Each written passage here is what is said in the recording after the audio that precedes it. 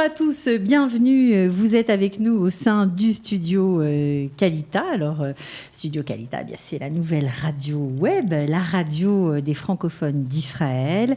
Voilà, et on essaie de donner la parole à tous, alors aux associations bien sûr, mais à vous, vous aussi qui êtes en Israël, au Olim Hadashim. Si vous avez des questions, vous pouvez nous écrire sur le site de la radio, www.studiokalita.com, évidemment. Et c'est l'occasion aujourd'hui de recevoir Marie Avigad dans le cadre de l'émission Israël, comment ça marche. Bonjour Marie. Bonjour Cathy. Et vous êtes la pro, alors là on peut le dire et vous allez le voir au cours de l'émission, de la santé, le système de santé, comment ça marche. On va essayer, oui. Voilà, et vous allez tout nous dire. Alors bien sûr, je crois qu'on va faire plusieurs émissions parce qu'il y a beaucoup de choses à dire. Mais c'est donc ma première question. Ça marche comment, ce système de santé ? Alors tout d'abord, il faut savoir que c'est un système de santé public et qui est géré par le ministère de la Santé. Et les soins sont donnés par 4 caisses de santé, contrairement à la France où on en a une. Et on a une assurance santé. Il y a 4 caisses de santé qui vous donnent les soins, les médicaments, les opérations, etc., tous les services de santé. Alors, quand on dit caisse de santé, il faut traduire en Israël parce que les gens ici n'ont pas forcément accès à toutes les traductions, mais ça va sûrement changer grâce à vous, on le verra plus tard. Les caisses de santé, c'est simplement les Coupot Cholim. C'est les Coupot Cholim, en effet, et donc c'est comme ça qu'on les appelle en hébreu. Donc, oui. Alors, combien sont-elles ? Alors, il y a 4 caisses. C'est la Maccabi, la Léumite, la Clalite et la Meochedet. Et ce sont des organismes à but non lucratif qui vous donnent des services qui sont compris dans ce qu'on appelle le panier de santé, qui a été défini par le ministère de la Santé, qui est redéfini chaque année. On appelle ça le Salabriout en hébreu. Okay.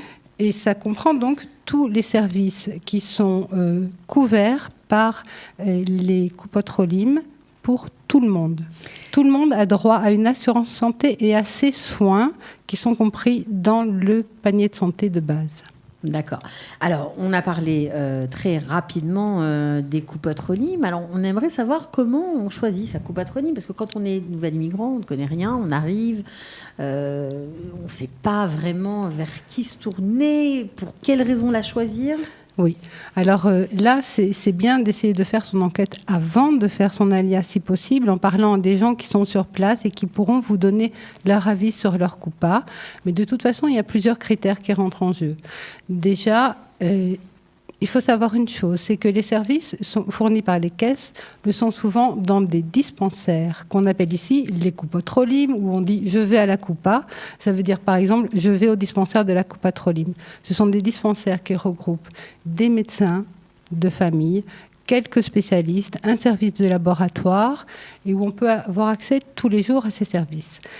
C'est pas comme en France où on va chez son médecin privé dans son cabinet. Non, ici ce sont des centres médicaux.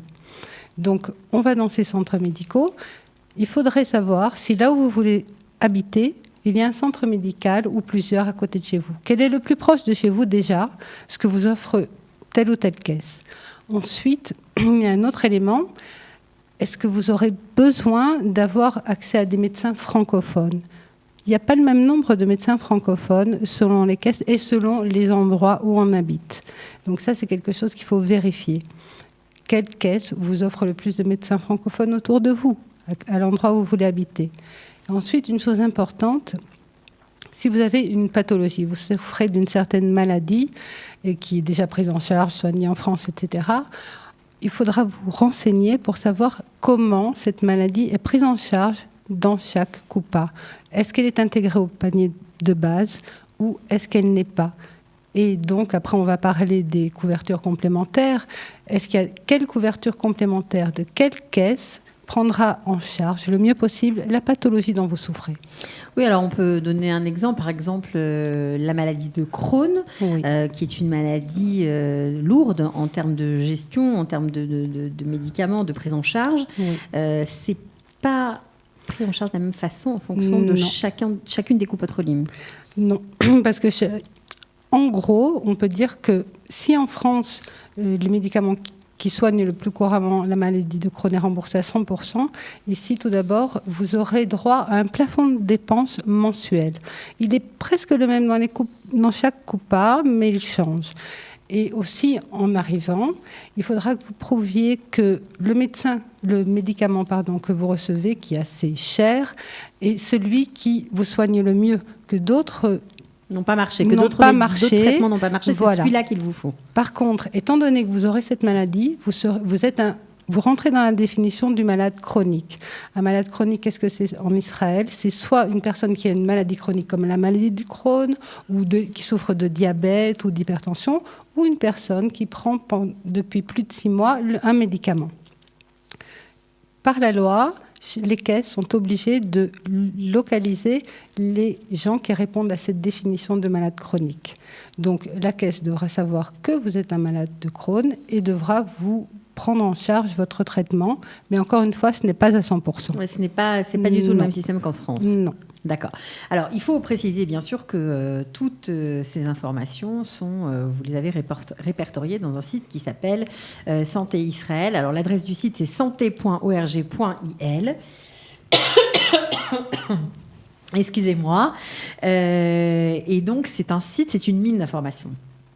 Oui, on a regroupé là un maximum d'informations qui vont des informations générales sur le système de santé, comment ça marche et comment il fonctionne, jusqu'à des recettes pratiques sur ce qu'on fait au jour le jour, comment prendre rendez-vous chez un médecin, comment se préparer à aller chez le médecin, comment comprendre les divers documents, les ordonnances, ce qu'on appelle les afnaya, qui sont en fait des ordonnances pour avoir des rendez-vous chez des spécialistes ou pour faire des examens. Et aussi ce fameux Tofes Shvaesre ou Itraivut, qu'on ne connaît pas en France. C'est une prise en charge. C'est un bon de prise en charge. Il est nécessaire, par exemple, pour faire certains examens, des scanners, des IRM, pour faire certaines opérations. Donc ça se passe comme ça. Vous allez chez votre médecin, qui vous oriente chez un spécialiste, quelquefois, et ce spécialiste vous dit, bon, vous allez devoir faire tel et tel examen. À ce moment-là, il faut que vous vous renseigniez auprès de vous, de votre copatrolim, en général tout simplement en allant au dispensaire ou en téléphonant et en disant, voilà, est-ce que j'ai besoin d'une prise en charge. Et là, soit vous pouvez l'avoir directement dans au secrétariat du dispensaire, soit on peut aussi le télécharger par Internet. Okay. Sur le site de chaque caisse. Il suffit pour ça de photographier l'ordonnance du médecin et de faire cette demande de Tofes Fesré. Ça prend 2 ou 3 jours au lieu d'être immédiat comme quand on va au dispensaire. Autant quand on est nouvel immigrant, demander un peu d'aide au dispensaire et récupérer tout simplement la prise en charge. Et d'ailleurs, les personnels en général, les secrétaires sont vraiment prêts à aider pour plein de choses. Alors, votre site est une mine d'informations, il faut bien le dire, et vous parlez d'un service de traduction pour les nouveaux arrivés qui ne parlent pas un mot d'hébreu et qui sont bien obligés de se soigner, qui n'ont peut-être pas de famille, personne pour les accompagner au rendez-vous du médecin. Alors, comment on fait? On peut se faire traduire la consultation? Oui, c'est un service qui a été mis en place depuis 1 an par le ministère de la Santé, qui fonctionne dans les hôpitaux publics et dans les Coupotrolim aussi. Alors, ça se passe comme ça, par exemple, vous êtes en rendez-vous avec un médecin, vous n'arrivez pas à vous exprimer en hébreu, vous ne comprenez pas bien ce qu'il vous dit, et vous lui demandez de faire fonctionner ce service de traduction téléphonique. Vous lui dites en hébreu, Bevakasha, Talfen le Mispar Azé, c'est étoile 5144. Sur le site, on vous a même écrit quelle phrase dire. Donc étoile 5144, on téléphone, on a quelqu'un qui fera la traduction simultanée pendant la consultation. Voilà, c'est le médecin qui doit appeler, ce n'est pas le patient. Bien sûr, pour être sûr de parler à quelqu'un d'assermenté. Et ces traducteurs sont des personnes qui ont été formées à la traduction médicale, qui sont tenues au secret, et on peut choisir d'avoir un traducteur ou une traductrice. En fonction de son rendez-vous, de sa pathologie, en fonction de sa préférence, tout simplement. Voilà. Eh bien, écoutez, Marie Aviad, c'est très intéressant. Je pense qu'on a encore beaucoup de choses à se dire parce que le système de santé, écoutez, c'est assez important au niveau de la différence avec le système de santé français. C'est bien d'avoir vraiment de l'information. Merci d'être venu. Je vous en prie. Voilà, et on se retrouve dans une prochaine mission. On parlera maintenant de la couverture de la Coupatrolim et aussi des mutuelles, si ça existe ou pas. Voilà.